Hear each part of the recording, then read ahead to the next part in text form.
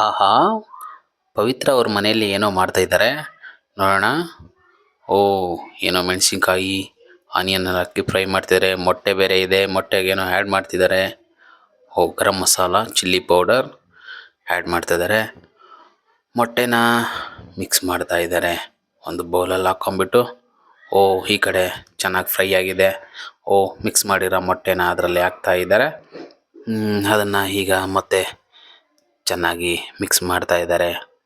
ಈ ಥರ ಆಯಿತು. ಬಿಸಿ ಆದಮೇಲೆ ಇನ್ನೂ ಸ್ವಲ್ಪ ಅದನ್ನು ಫ್ರೈ ಮಾಡ್ತಾ ಇದ್ದಾರೆ. ಏನು ಮಾಡ್ತಾ ಇರ್ಬೋದು, ಕೊತ್ತಂಬರಿ ಸೊಪ್ಪಿದೆ, ಅದಕ್ಕೆ ರೈಸ್ ಆ್ಯಡ್ ಮಾಡ್ತಾ ಇದ್ದಾರೆ. ಓಹೋ! ಎಗ್ ರೈಸ್ ಮಾಡ್ತಾ ಇದ್ದಾರೆ ಪವಿತ್ರ ಅವರು. ನಿಂಬೆಹಣ್ಣೆಲ್ಲ ಹಾಕಿದ್ರು, ಕೊತ್ತಂಬರಿ ಸೊಪ್ಪು ಹಾಕ್ತಾ ಇದ್ದಾರೆ, ಮಿಕ್ಸ್ ಮಾಡ್ತಾ ಇದ್ದಾರೆ ಚೆನ್ನಾಗಿ. ಘಮ ಘಮ ಅಂತ ಬೇರೆ ಅಂತಿದೆ. ಒಳ್ಳೆ ಎಗ್ ರೈಸ್ ಮಾಡ್ತಾ ಇದ್ದಾರೆ. ಅದ್ರ ಜೊತೆ ಆಮ್ಲೆಟ್ ಮಾಡಿದಾಗೆ ಕಾಣ್ತಾ ಇದೆ. ಆಹಾ!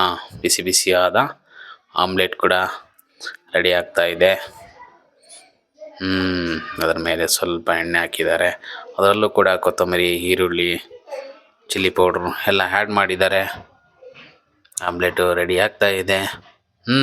ಊಟಕ್ಕೆ ರೆಡಿ ಆಯಿತು. ತಟ್ಟೆ ಎಲ್ಲ ರೆಡಿ ಮಾಡಿದ್ದಾರೆ. ಈಗ ತಟ್ಟೆಗೆ ಹಾಕ್ಕೊಂಡು ಬ್ಯಾಟಿಂಗ್ ಮಾಡುವ ಸಮಯ.